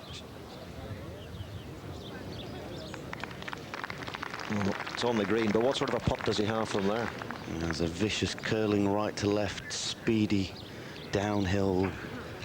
Ooh, one of those, I think. Coming out in a cold sweat. As I said, Mark McNulty has a straight view to the pin tucked on the left-hand side. You can see how he closes his feet out. He's trying to get his hips moving a little bit quicker at the bottom of his swing, so he stands a bit short and then almost sort of comes over the top. Give me another sack of coal, please. And he just didn't quite clear those hips quick enough and left it out to the right. Give me another sack of coal, please. Oh yeah, the right shoulder. Yeah, very good. Wish I'd thought of that. Yeah, he's looking a bit worried, but Mark, you're okay. He's managed to stay out the sand. Only had 6 bogeys this week in 53 holes, which is a very fine effort round here. Hopefully he can up and down it on the last and stay only 6 bogeys with a fantastic round today. 67 if you can make par.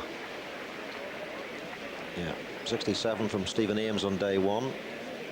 66 from Andrew Olcorn yesterday. So equal second best score of the week in my calculations. 4-shot lead he has, looking for his 3rd victory in Europe this season.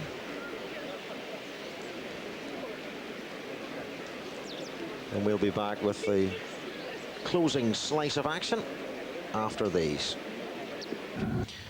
You're looking at the sadists who have gathered around the back of the 17th green, which has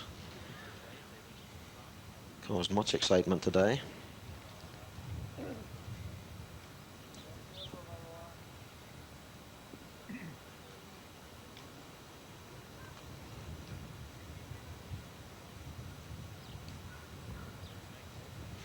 the newly nationalised Carl Sunesson. Not a very Spanish name, that, is it? Swedish dad, I think it was. Swedish dad and an English mother, I think. Yeah, that's it.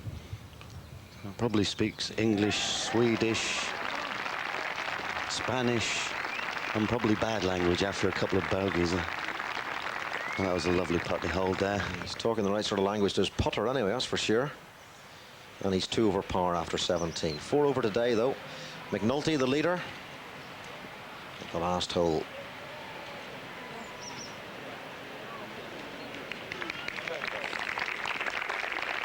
Nice shot.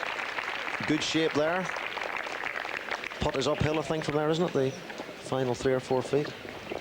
It's a fairly flat putt from there. Maybe just a hair from right to left. But he seems to have very good eyes. Very similar to this putt, a little bit right to left. Just has to be hit positive. Tickled the lip of the hole. Probably the first one we've seen actually lip in rather than lip out. Old Corn stays under par. Half a dozen players on that number. Of course, he has played the 17th, so only one more nightmare day for him for that hole. 4 dots on the ball of Stephen Ames. You're quite famous for your designs on golf balls, aren't you? I've had a few different designs on my golf balls. Put my daughter's name, my wife's name, smiley faces. They don't allow me to put what I really want to put on my golf ball. Which you, I presume, cannot reveal. I cannot reveal, no. Yeah. But maybe with a glass of Rioja later, which I shall be having in the very good company of my hosts for the week, Jim and Brendan McNeil. We have a great place in the San Roque Club. Lovely place. And, of course, they don't have a nightmare 17th like this. They have a tough 18th. The word is that next year the Volvo Masters will be played at the old Soda Grande course. Well, I've heard all sorts of words. I've heard Portugal, the old Soda Grande. But, of course, old Soda Grande has the qualifying school coming up at the end of November. So, Mark McNulty. Will there be no bogeys? Absolutely not. No bogeys at all today. A wonderful round of 67. And the leader by 4 shots. A great effort, that, Mark. Yeah, putting himself in good shape to win his 15th PGA European Tour title. Quiet, please. Colin Montgomery, 4 over par, 71 today. Has been fighting a hook, he says, the last day or so. And only 5 shots out of second place. Severiano Ballesteros, another poor round for him, but says he's found it difficult to concentrate this week. So many interviews and questions about the Ryder Cup. And Ian Woosnam potentially facing back surgery, a 72 today, second in the order of merit behind Colin Montgomery. And broke his putter yesterday, putted with a 1-iron quite successfully, hold a few birdie putts with it. But it's the Zimbabwean Mark McNulty at the top of the leaderboard and very much in command here with a 4-shot lead. But there's some big names behind him. Frank Nobilo, tough competitor. Paul Curry, the overnight leader, I'm afraid has dropped well away and is now 1 over par after 16.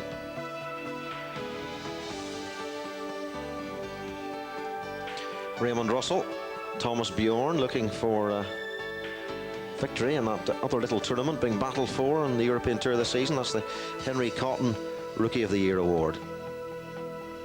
And Padraig Harrington in the frame for that too. He's 6 over par. Spanish Open champion.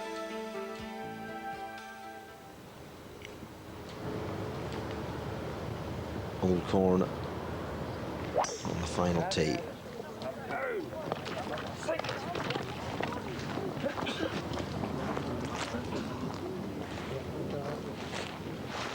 Yes, he's absolutely glad that came down in the middle of the fairway. I think he probably thought he'd hit that a little bit too far, but you can't really feel the wind on that tee. But shot. I can guarantee you it's there, but Paul Curry here is left with a very difficult shot, coming out of the semi-rough, over the water, down the wind, no control. And, well, Freddie's nightmare begins. The hole takes its toll of yet another. There'll be quite a collection of balls in there by the end of the week, Mark. More balata for the carp. Yes, this hole about as frightening as a Stephen King novel.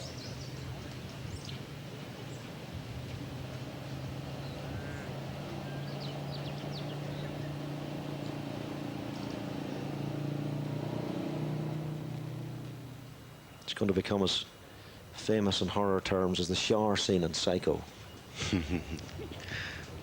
You have a very warped sense of humour, Mark. Well, very apt for this hole, I might say. Both players finding the water. Stephen Ames trying to reach in two.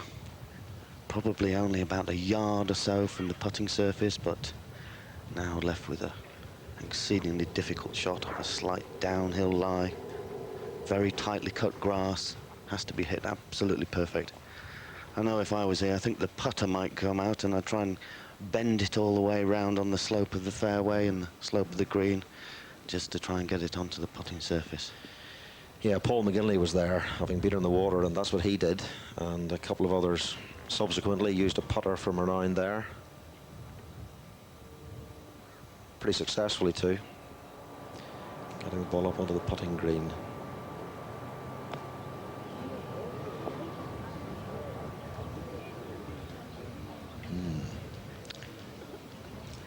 He's probably regretting getting the little sand wedge or the lob wedge, which a lot of pros carry these days. 60 or 62 degrees of loft. Hoping to get the ball to land as softly as possible onto the green. But now still left with an exceedingly difficult shot. He has been seeing a psychologist to try and cure temper tantrums. And he's going to need all his advice now, I think, as he's left with another very difficult shot.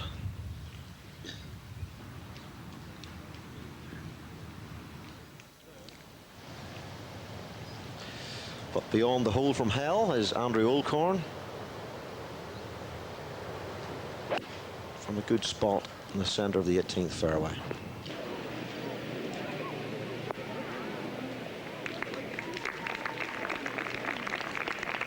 Good approach. And if he holds that, he'll be in second place on his own, 3 shots behind McNulty. The Bougainvillea in full flower.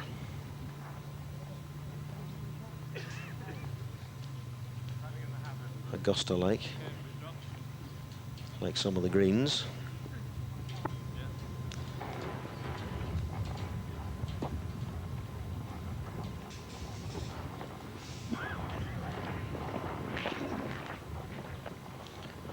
Hoping for a good lie. What's going to happen to this? Now, he might actually be back in the hazard there. It's very close to the yellow line. He doesn't have to, as long as the ball is out of the hazard, he has to play it, even though he may be standing in the hazard. Now, you can just see the yellow line, so I'm afraid he has to play that. And he'll struggle to have a stance there. John Paramore has been virtually camped to the... Oh, here he is. Guy Hunt. Marquis de Sade himself. Yes, employed this week by the Spanish Inquisition. He actually had a full head of hair before today. That worried look on his face. What will all the players be saying about me tonight over a bottle of Rioja? Yes. Can you get cement shoes in Marbella? I'm sure you can.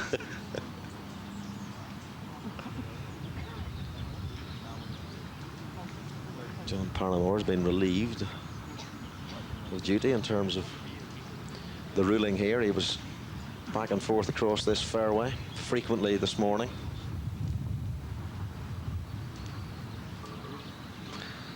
I see Paul's picking the ball up. If the ball rolls beyond 2 club lengths from where it landed, he has to drop the ball again. And if it then rolls beyond 2 club lengths again, He gets to place it where the ball lands.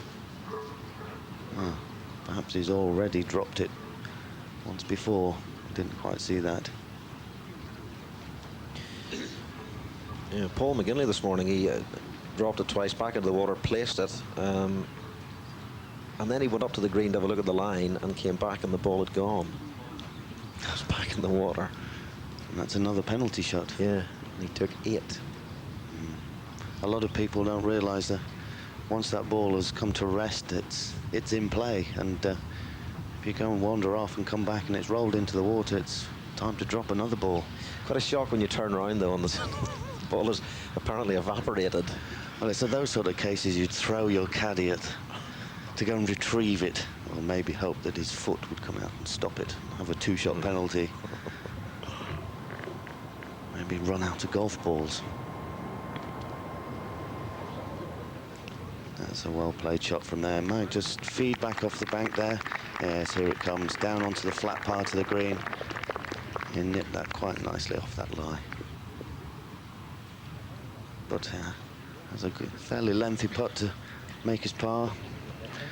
But I'm sure Mr. Ames would like to have one of those. Carl Sunnison's 3rd shot at the 18th, and he still has a huge amount of work to do. You have to be careful on the follow through here. The grip could go into somewhere difficult. And hopefully the ball doesn't hit him. It's very easy to close the club face, and he's probably trying to get it into the trap here just so that he's got a shot at the pin. He may be about to discover another language.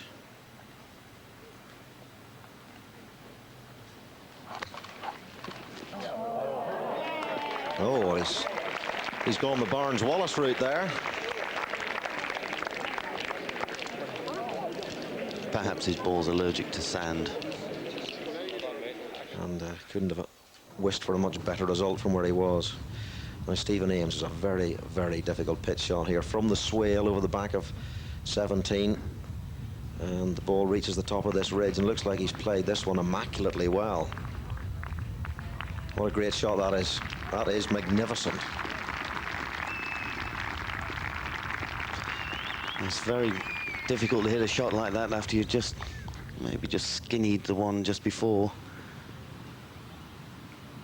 Apologise, I did say for a par, this for a bogey. Very aggressive. Wry smile, that for a double bogey. And there has been an 8 here already today. And the average for this hole climbs with every shot, it seems. The final group on the course is the Ames-Curry match. They began in 1st and 2nd place. Curry is currently 9th and Ames in a tie for 10th. The leader is Mark McNulty, 4 shots clear, but Andrew Olcorn has a chance to cut that deficit to 3.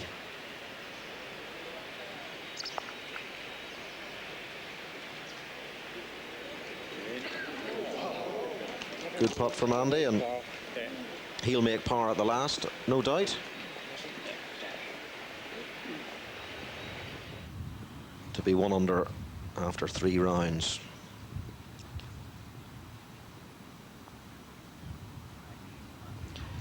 And Paul Curry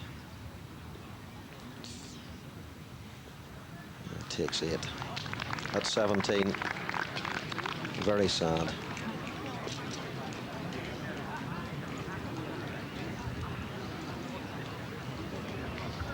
And he plummets down the leaderboard into a tie for 18th. 9 over today. Looking at an 80.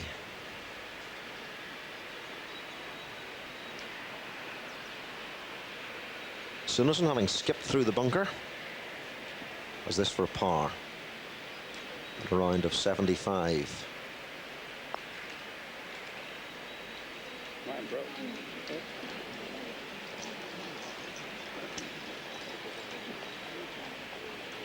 I don't think he could quite believe that that was going to break right to left. It's like the centre of this green It runs left to right. As you look straight up the green, it's like a little bit of a rise in the middle of the green, and it goes left to right, going up the right side and right to left down the left side. And I just don't think you could believe it went that way.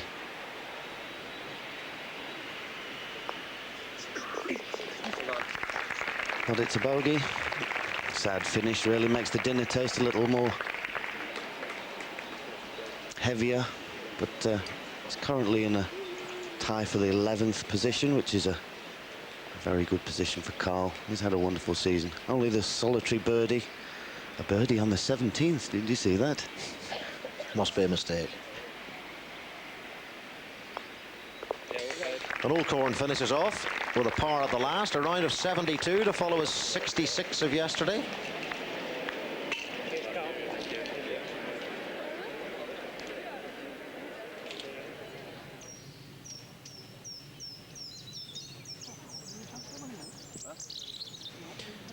.72, Mark McNulty. 67 today, best score of the day, 4 under par. Sam Torrance, only 3 scores under 70, and again that representing how difficult the course is played today. Yes, it's a tough examination, Valderrama, and it shows in the scores. Only sort of 10 or so people probably breaking par, and par being a very, very good score. Mark Farrier won the BMW and the rain-delayed BMW with a par 71 today. Tony Johnson, ex-PGA Championship winner, with a 72. Paul McGinley with his nightmare 8, still managed a 72. Yes, Paul in 13th place and looking for a place in the top 15 to get him into the US Open, so that 8 at 17 did hurt a lot. Only just a lot. Raymond Russell is 73. Ross Drummond, who's had a very good season, on 74. And Paul Eales. Paul Eales wearing today something that looked like a designer string vest. I don't know if you saw it or not. And that was his line, not mine.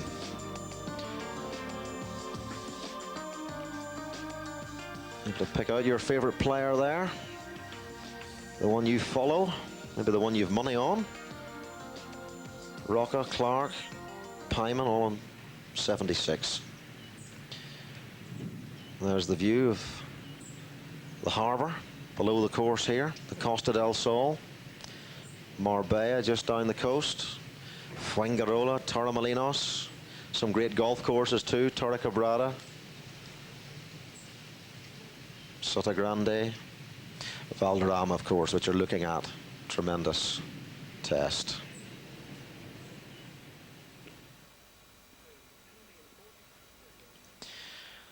So that's the end of our coverage today on Eurosport. The third round of the Volvo Masters. We'll be back live for the conclusion of this tournament tomorrow. Remember, your clocks go back tonight. Extra hours sleep. I'd like to thank Ross McFarlane very much for joining me in the commentary box this afternoon. Certainly been very entertaining. Mark McNulty leading here by 4 shots from Wayne Riley, Frank Nobilo, Lee Westwood, Gary Orr, Jose Caceres and Andrew O'Corn. McNulty on the verge, you might think, of his 3rd European Tour victory of the season. From me, Mark Robson, bye-bye.